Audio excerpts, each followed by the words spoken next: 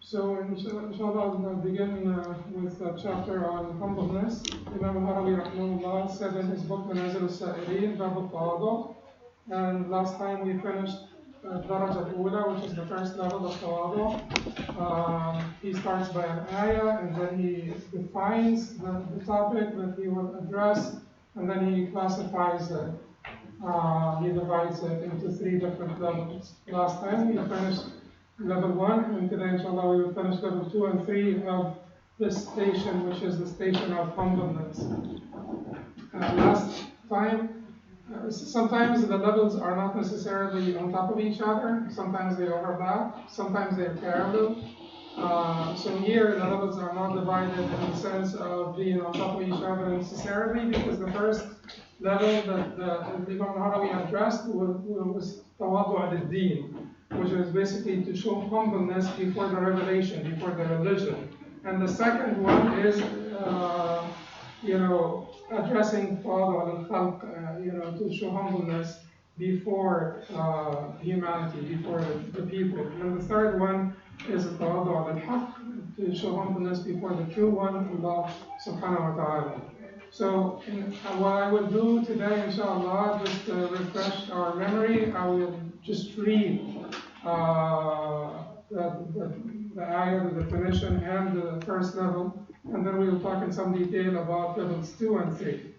Imam al-Harawi rahimahullah said, Bab al-Tawadu, qala Allah azza wa jalla, wa ibadu ar-Rahmani alladhina yamshuna ala al-ardi hawna. Chapter on humbleness. Allah Almighty said, and the servants of Ar-Rahman, most gracious, are those who walk on the earth in humility, with humbleness in humility. And we said Hawna means gentleness. So that is basically the walk of those who are humble. They walk gently. التواضع أن يتواضع العبد لصولة الحق وهو على 3 درجات. And then he defines it, and sometimes it's a definition in the true sense, a technical sense of definition. Sometimes it's a description or clarification of the meaning or its technical usage. So he says here, تواضع يتواضع العبد لصولة الحق وهو على 3 درجات. Humbleness is for the servant to give in to the might of the truth. To give in to the might of the truth, and we said that this means that you surrender to the truth. It is not about looking a certain way, although you should not look arrogant, but it is not merely about that, or it is not primarily about that. It's about a heart, like a conviction in the heart, a heart conviction. And it is about an attitude that is internal before it is external, and it is about surrendering to the troops of the truth when they attack you with might. You surrender and you do not show resistance. And then he said, الدرجة الأولى التواضع للدين وهو أن لا يعارض بمعقول منقول. The first level is humbleness before the religion. It means that one will not oppose the transmitted evidence by a rational one. And we talked about the classification of the definitive and the classification of the transmitted evidence. Transmitted meaning Quran and Sunnah, something that was transmitted to us from Allah subhanahu wa ta'ala. So it is not something that is necessarily rational, basically the product of our reasoning. It is something that we receive from Allah subhanahu wa ta'ala through the transmission of the narrators. And we said we have definitive, rational that is definitive, rational that is speculative. We also have textual, which is the revelation, Quran and the Sunnah, that is definitive, and we have that which is speculative. And we said definitive and definitive will never conflict.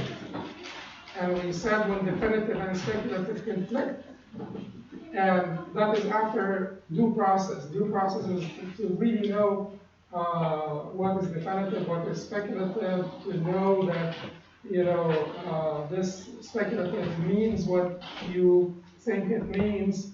You learn, and you learn more and more and more. So anyway, so with definitive and speculative conflict, we will give precedence to the definitive, whether it is the textual, transmitted, or the rational. We will just give the precedence to the definitive. When speculative and speculative conflict, we will do what? We will give precedence to the textual, to the revelation, because the rational evidence could simply be social constructs and individual biases and all of that stuff. Your upbringing, whatever you were taught, your family taught you, your surroundings, your society, and that is not necessarily always true. And oftentimes, not oftentimes, but many times it is not true, it's not correct. So then in this case, after you have done your homework and you have known everything that you need to learn, then you would give precedence to the speculative textual evidence over the rational textual evidence. And then he said, وَلَا يَتَّهِمُ لِلدِّينِ دَلِيلًا. He does not question the proofs of the religion. He will always question his or her intellect. He will always question their intellect versus questioning or doubting or suspecting the proofs of the religion. وَلَا يَرَى إِلَى الْخِلَافِ سَبِيلًا. He does not find an excuse for diversions, for disobedience and diversions. And we said that this, he said, وَلَا يَصِحُّ ذَلِكَ إِلَّا بِأَنْ يَرَى أَنَّ النَّجَاةَ فِي الْبَصِيرَةِ وَالْإِسْتِقَامَةَ بَعْدَ الثِّقَةِ وَأَنَّ الْبَيِّنَةَ وَرَاءَ الْحُجَّةِ. This will not be accomplished except by recognizing that salvation is dependent on having insight, which is, a gift from Allah. He's trying to break your ego. He's just telling you that you can't do it on your own. He's saying that salvation is dependent on having insight, not sight, insight, not basira. So not everyone has this basira. Even if they are intellectual and intelligent, basira is different. It's more subtle, and it is a grant from Allah subhanahu wa ta'ala.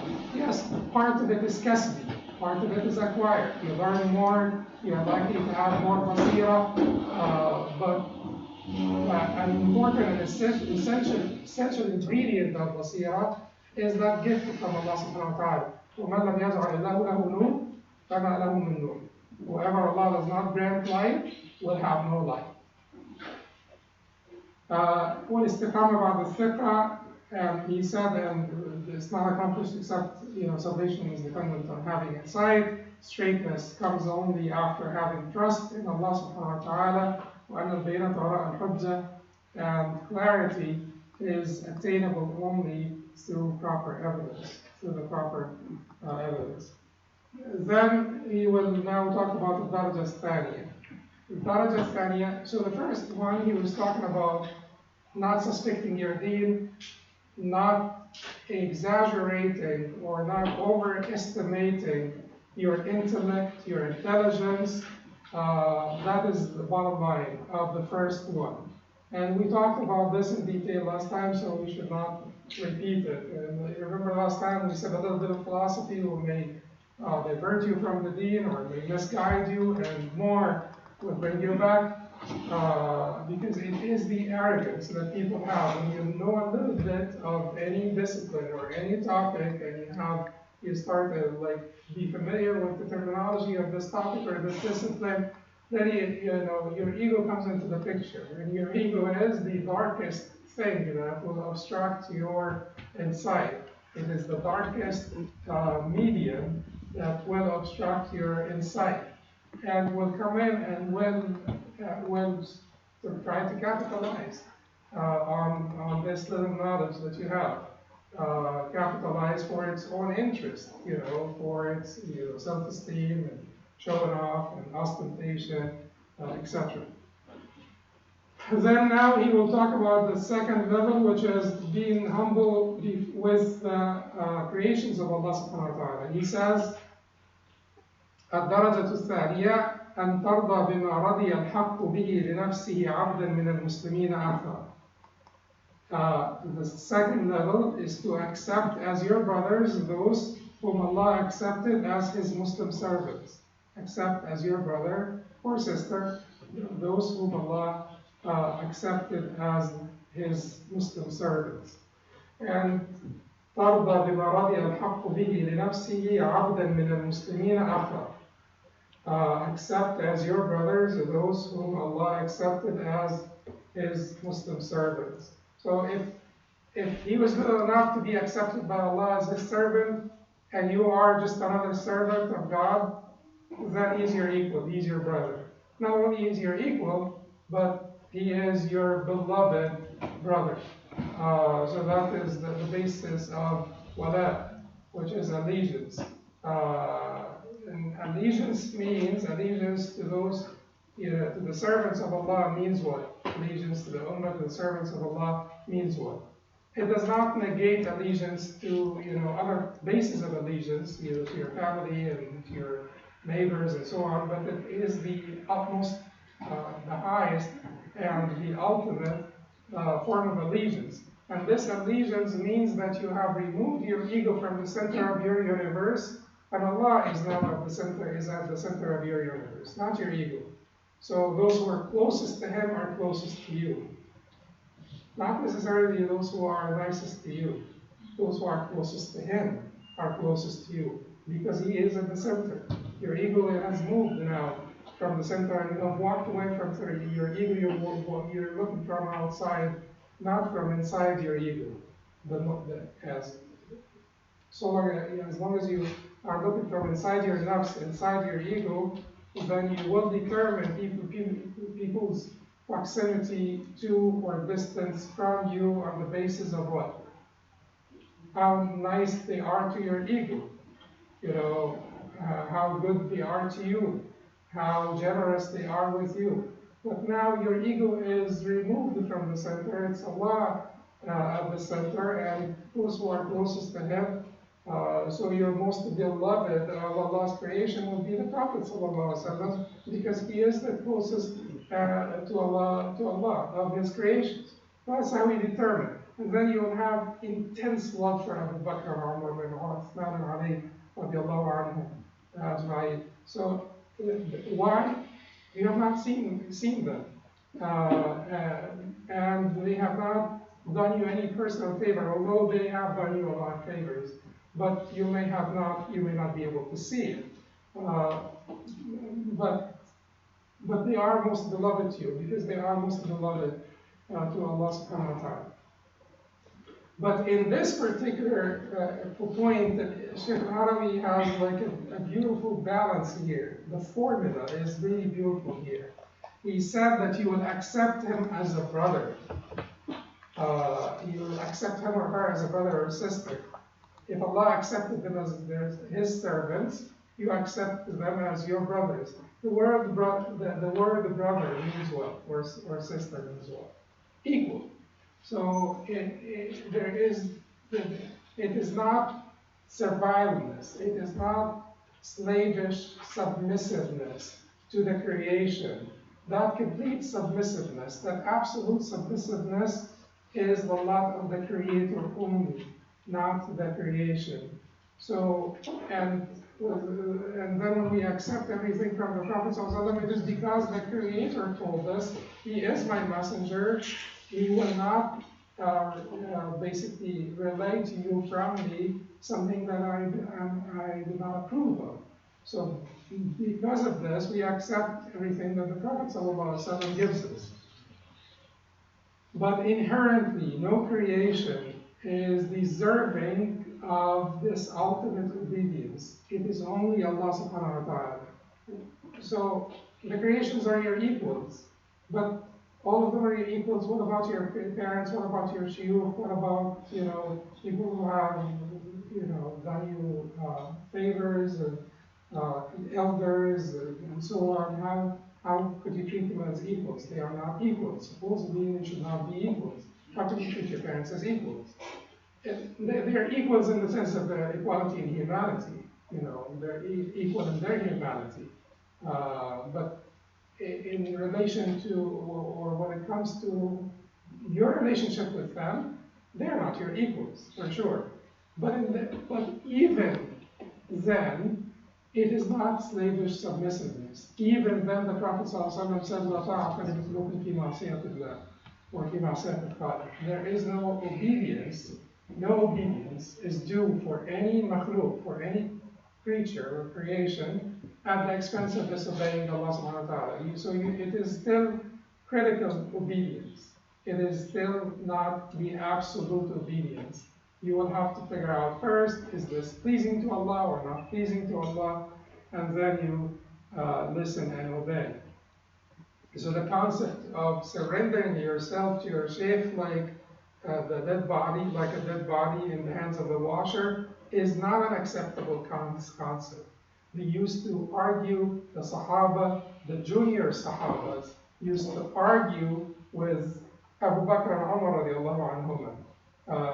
To that extent, al-Mujadila came and argued with the Prophet ﷺ until the Quran, Allah subhanahu wa ta'ala revealed this woman who had her husband in Surah al-Mujadila, beginning of Fatsana.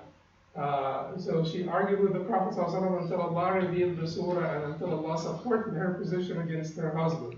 The Prophet ﷺ did not know in the beginning because he had not received the revelation, so she continued to debate with the Prophet ﷺ until Allah subhanahu wa ta'ala supported her position. But once you have known that this is a revelation and this is, the Prophet ﷺ is relaying to you a revelation from Allah subhanahu wa ta'ala, then you have to listen and obey. With anyone else, with Abu Bakr and Umar, who would have been most deserving of this complete obedience, the Sahaba did not really extend that complete, absolute, unqualified, uncritical obedience to the best al-Khayrat, the best of this nation after the Messenger of Allah sallallahu alaihi wasallam. So you're not like a dead body in the hands of your washer, and whoever said this, they may have, some of the people who say this may have some good good intentions, but the phrase itself, the statement itself, is not acceptable. Then the Shaykh rahimahullah said, وَأَلَّا تَرُدَّ عَلَىٰ عَدُوِّكَ حَقًّا. Never deny your enemy the right. Never deny your enemy their right. And that is the litmus paper test. It is not humbleness. You walk into the masjid and you're very nice and you're very gentle and you need the first. A lot of people who look extremely humble, who are perceived as the most humble people, they could be the most arrogant of all people. It is just a show. They're socially smart. There is a difference between humbleness and social smartness. Social smartness is easy. A lot of people could be socially smart. They will look humble. They will convince you that they are humble, and you will go home and say, how humble that sheikh is, or how humble that professor is, or this or that. They're just socially smart. Humbleness is when you truly not see yourself superior to or above anyone, because you don't know how you will end your life. You don't know where you will end up being. No one knows. So if this person, no matter how crooked they may look to you or they sound, could end up repenting and could end up in paradise, could end up in Firdaus, you could end up being misguided. You don't know, no one knows. So you would always humble yourself. This very thought that no one knows is extremely humbling. No one except Allah knows. So the litmus paper test is not how humble you are with your friends and your students or your nice neighbors. The litmus paper test is how humble you are with your enemies. أَلَّا تَرُدَّ عَلَىٰ عَدُوِّكَ حَقًّا. You never deny your enemy the right. Allah subhanahu wa ta'ala said in Surah Al-Ma'idah, وَلَا يَجْرِمَنَّكُمْ شَنَآنُ قَوْمٍ عَلَىٰ أَلَّا تَعْدِلُوا اعْدِلُوا هُوَ أَقْرَبُ لِلتَّقْوَىٰ. Do not allow people's hostility. Do not allow people's animosity. The animosity they sort of treat you with. Do not allow this animosity. Do not allow this hostility to make you unjust. Be just because it's closer to piety. It's closer to piety to be just. Justice is universal. It's absolute. There is no contingencies. You have to be just to all people at all times. Now, and humbleness here means that you will allow your adversary, not necessarily enemy, but where he's saying enemy because he tells you even that. But your adversary, your opponent, you're having an argument with your spouse, and you wrong him. Then many of us, what they will do is, if you recognize that you're wrong with them and you're a little bit pious, you'll say, okay, I'm sorry, I'm sorry, I was wrong.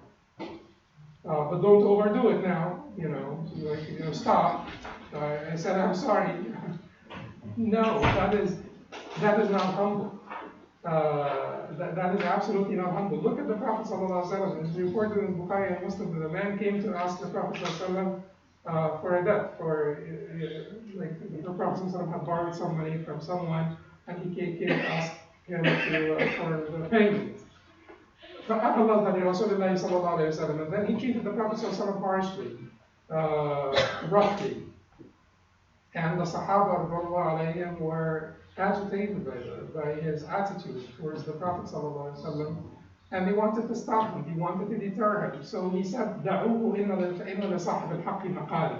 دعوه فإن لصاحب الحق مقالة. Let him. Meaning, let him vent out. فإن لصاحب الحق مقالة, because the one who has a right is entitled to speaking, or to demand his right, is entitled to speak. The one who has a right is entitled to speak. Is entitled to speak sometimes roughly. It is not entitled. It does not mean that this person acted properly with the Prophet ﷺ. It does not mean that if the Prophet ﷺ borrows money from you and you come and ask for payment, that you should be harsh or rough in asking for your payment. In fact, the opposite. When you ask, if you are asking for a payment, then you should show humbleness, should be very gentle, and so on. But from the side of the Prophet ﷺ, the Prophet ﷺ wanted to say that not all people are necessarily refined. Not all people are necessarily gentle, or they can speak gently. Some people are rough. It is wrong, but if they have a right, allow them to vent out. Allow them to speak a little bit more than you want to listen.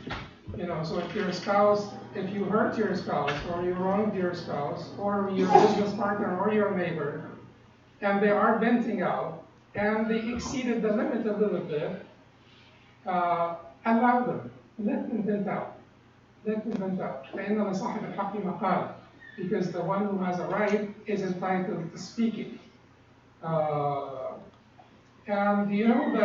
although the hadith itself is somewhat controversial in its authenticity, and we have a doctor of hadith in the back, I'll have him talk to you in a little while. So I have to be careful citing the hadith that are controversial. The hadith of Zayd ibn Sa'na itself is somewhat controversial. But some of the scholars considered it to be Hatem. Some of the scholars accepted it as reliable. Hadith Zayd ibn Sa'na. And Zayd was a Jew who then the Prophet ﷺ sought money, and then after he came to he came to ask the Prophet ﷺ for the payment. And he was not only harsh, but he was also offensive, insulting, impolite. He said, إِنَّكُمْ بَنِي عَبْدِ الْمُطَّلِبِ قَوْمٌ مُّؤْمِنُونَ. You, the children of Abdul Muttalib, or the family of Abdul Muttalib, you're delinquent. That's insulting, and Omar was present. You figure Omar was. So he's talking to the Prophet ﷺ. This Jewish man is talking to the Prophet ﷺ. He's telling him, you're delinquent. You come from a delinquent family. That's a little bit overstepping his limits here.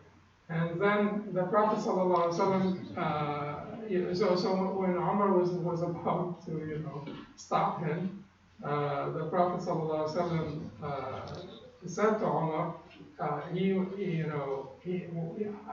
neither him nor I needed this from you. You should have told him to be gentle, and you should have told me to pay him off. And he ordered Umar radiallahu anhu to pay him and to give him extra, like 20 dinars, more than what he owed him, just because Umar radiallahu anhu scared him. So he said, Bima rawwa'tahu, because you scared him, give him some more. And Zayd then said to Umar radiallahu anhu, that I have not done this except because I have seen all of the signs of prophethood that I knew of about the last prophet, on Prophet Muhammad sallallahu alaihi wasallam, except this one, لا يزيده الجهل عليه إلا حلما, that the aggression against him increases him only in hilm, forbearance. So that I wanted to test it. And I wanted to test him. And then Zayd accepted Islam, and he died in Tabuk, in the battle of Tabuk as a martyr. So the point here is that humbleness is not about being gentle or being humble with your friends, family members, students. The litmus paper test is how humble you are with your adversaries. How humble you are when your ego is insulted, and when you allow your ego to overtake your intellect and to overtake your piety, to overtake your heart at that point, or will you be able to control yourself? Because if you're not trained and if you're not internally humble, and it was a show of humbleness, then you will fail that test. You will fail when you get really insulted. Sometimes you could, depending on how intelligent you are and how socially smart you are, you could handle some insults to still show forbearance. And it is still self-serving. It's still about your hudud and nafs, self-interests. But the truly humble people are the people who will be doing this because they don't see their entitlement to anybody. And they don't see themselves superior to anyone. And Allah is at the center of the universe, not their ego. Then the Shaykh rahimahullah said, وَأَنْ تَقْبَلَ مِنَ الْمُعْتَذِرِ مَعَاذِيرًا وَأَنْ تَقْبَلَ مِنَ الْمُعْتَذِرِ ma'adhira, to accept the excuses from those who seek to be excused. If someone comes and apologizes to you, you accept their excuse quickly, without blame. We said if you're the one who wronged your partner, you will allow the partner to vent out. You will humble yourself enough to allow your spouse to vent out as much as she or he wants, because you did something wrong. Acknowledgement of wrongdoing is not enough. It's not enough to say I'm sorry and that's it. We'll just stop here. That was not enough for them. So allow them to vent out. But when it is the other way around, and that is the futuwa that we will talk about next time, the magnanimity that we will talk about, inshallah, in the next class. The next station is about magnanimity. And futuwa, it means to always exceed, overdo, or try to overdo others, like to basically count on your reserve, your psychological reserve, and tolerate the behavior of others. But when it is you restrain yourself. You don't ask others to restrain themselves all the time, but you restrain yourself all the time. Here, it's the other way around. Let's say that your spouse wronged you, or your cousin, your sibling, your business partner, your neighbor wronged you, and then they came to apologize. In this case, فَاصْفَحِ الصَّفْحَ الْجَمِيلَ. Allah subhanahu wa ta'ala says in Surah Al-Hajj, وَإِنَّ السَّاعَةَ لَآتِيَةٌ فَاصْفَحِ الصَّفْحَ الْجَمِيلَ. فَاصْفَحِ الصَّفْحَ الْجَمِيلَ وَأَجُرْهُمْ هَجْرًا جَمِيلًا فَاصْبِرْ صَبْرًا جَمِيلًا. وَأَجُرْهُمْ هَجْرًا جَمِيلًا. In Surah Al-Muzammil, فَاصْبِرْ صَبْرًا جَمِيلًا. In Surah Al-Ma'arij, in Surah Al-Hajj, فَاصْفَحِ الصَّفْحَ الْجَمِيلَ وَإِنَّ السَّاعَةَ لَآتِيَةٌ فَاصْفَحِ الصَّفْحَ الْجَمِيلَ. Forgive gracefully. Forgive gracefully means what? Forgive without blame. Ibn Taymiyyah rahimahullah was asked about الصفح الجميل والهجر الجميل والصبر الجميل. So sabr al-jamil, graceful patience without complaining. Safh al-jamil, graceful forgiving or pardoning, is without blame. When hajr al-jamil, to abandon or to desert someone gracefully, is to do it without harm, without causing them harm. So here, he's talking about if you're humble enough, they'll come and say to you, sorry. Look at what Yusuf alayhi salam did.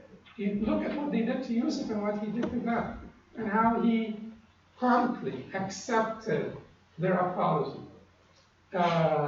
without blame. لا تثريب عليكم اليوم. He said to them, لا تثريب عليكم اليوم.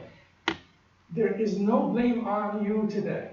There shall be no blame directed at you today. No. What did he do to Yusuf? You know what the brothers did to him? Can you imagine this?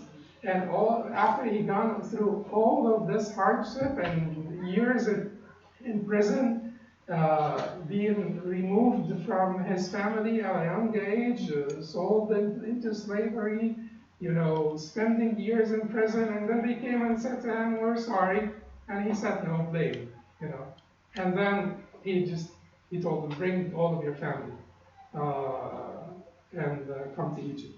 So that is magnanimity of character. Okay, and then the Shaykh rahimahullah said, الدرجة الثالثة أن تتضع للحق فتنزل عن رأيك وعوائدك في الخدمة. The third level is to show humbleness before the true one. Al-Haq is the true one, thus giving up your opinions and customs while in service, while in his service.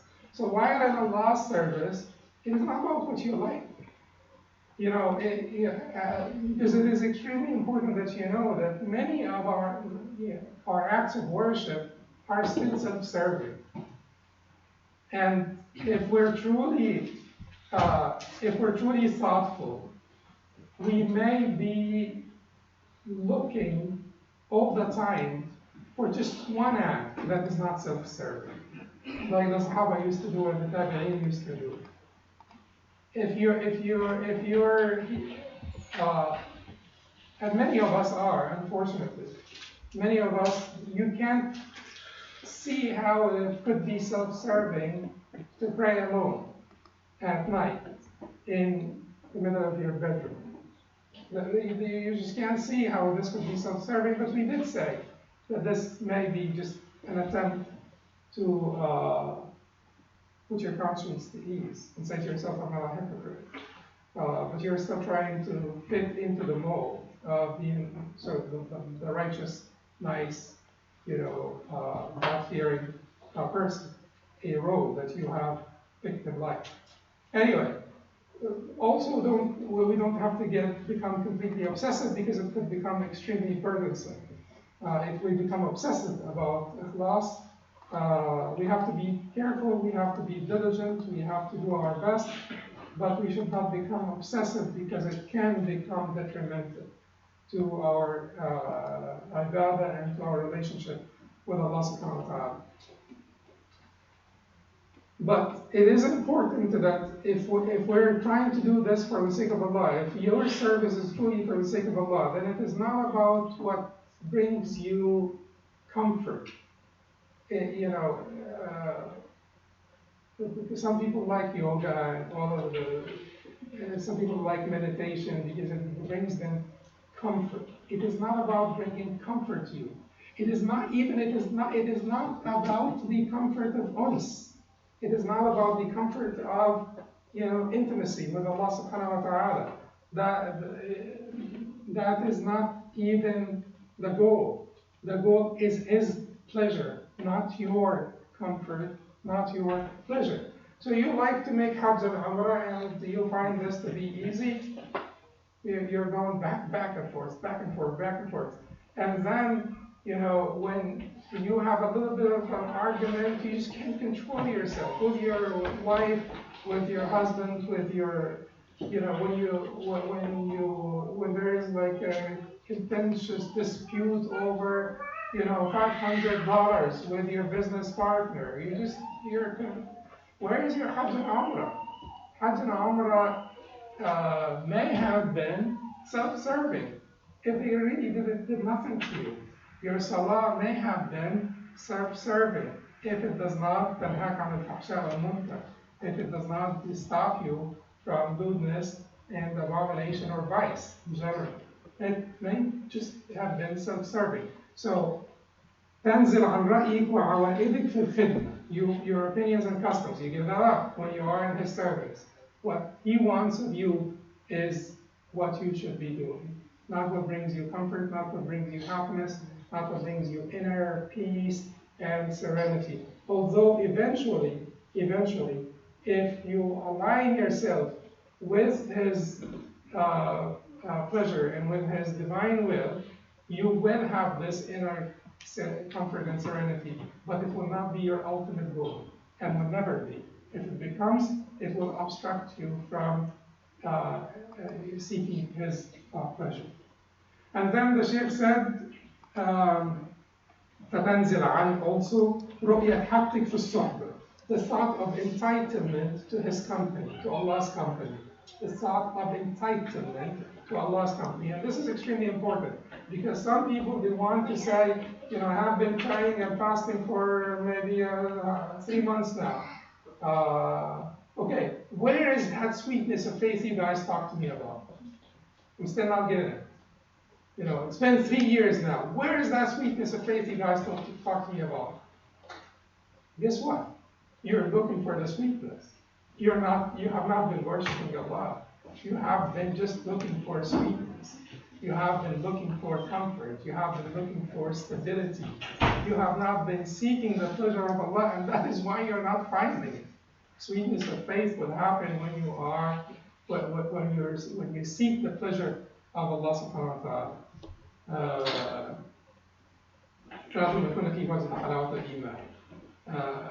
أن يكون الله ورسوله أحب إليه مما سواهما. If Allah subhanahu wa ta'ala and His Messenger are more beloved to you than everything else, they're not. You're just worshiping Allah so that you can have that sweetness of Iman that will come when He is most beloved to you. Okay, so رؤية حقك في الصحبة, the thought of entitlement to His company, to Allah's company. All you can do is just to seek the right means, is to be at the right place, so that you can get invited by Allah subhanahu wa ta'ala. Because if you're not at the right place, you will not get the invitation. But if you think that you are at the right place, just stay there and continue knocking. When it comes to Allah subhanahu wa ta'ala, when it comes to Allah's door, forget about Hadith Abi Sa'id al-Khudri about knocking 3 times. Because it doesn't apply to Allah. When you make a istidhan, when you knock on someone's door, you knock 3 times, you wait, you're not allowed, then you leave, right? Surah An-Nur. But when it comes to Allah's door, you just keep knocking. You keep knocking. You keep knocking, but also you're doing the sort of the internal review. Okay, the door did not open. Maybe something is wrong about me. Maybe I am not prepared, I'm not ready, my heart is not pure enough. Let me work on this, let me work on that while knocking. You continue to knock and you don't leave the door. Until it gets open for you, because it will get open one time at one point if you're persistent and لا تستعجل. If you're not demanding, if you don't act demanding,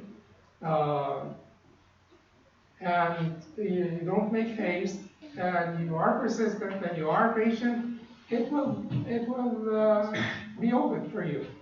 So you keep knocking, and while you're doing this internal review and questioning yourself, not suspecting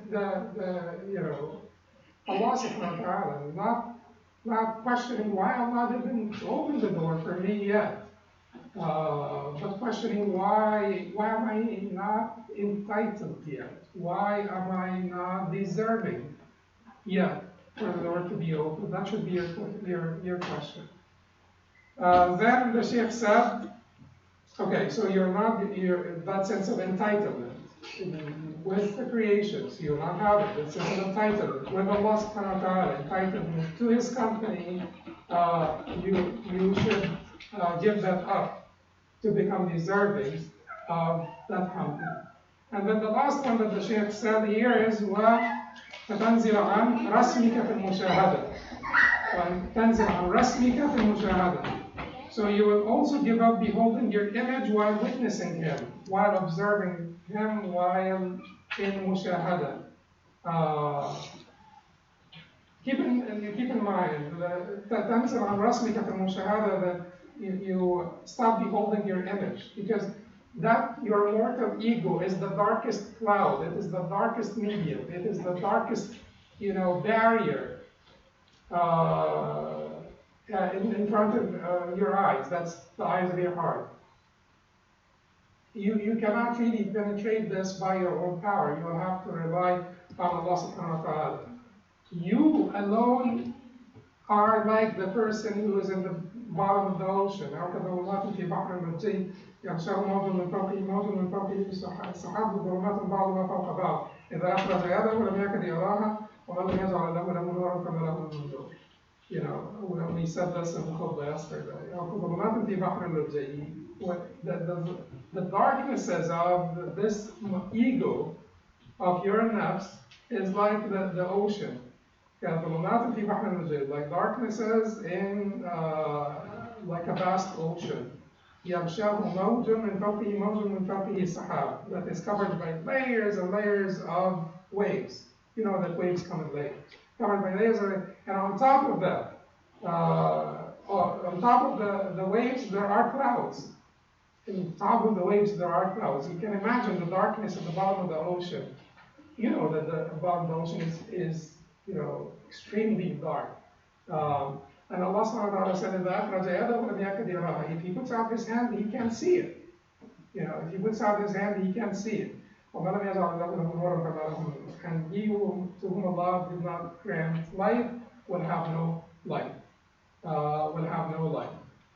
So, al-mushahada here, to witness Allah subhanahu wa ta'ala, will not be is not basically the power of your eyes. It's the power of His light. It's the power of His light. Only the power of His light in His tajalli, in His appearance, in the divine appearance, will dissipate the darknesses of the ego. Because the darknesses of the ego, your eyes will have no power. You're at the bottom of the ocean. Don't tell me how good your eyesight is. You're not going to see anything. You're not able to see your own hand in the bottom of the ocean. So it is only the light of Allah subhanahu wa ta'ala, the light of His tajalli, the light of His appearance, that will dissipate those darknesses. Therefore, humble yourself. It is not your insight, it is not your knowledge, it's not even your purity and piety.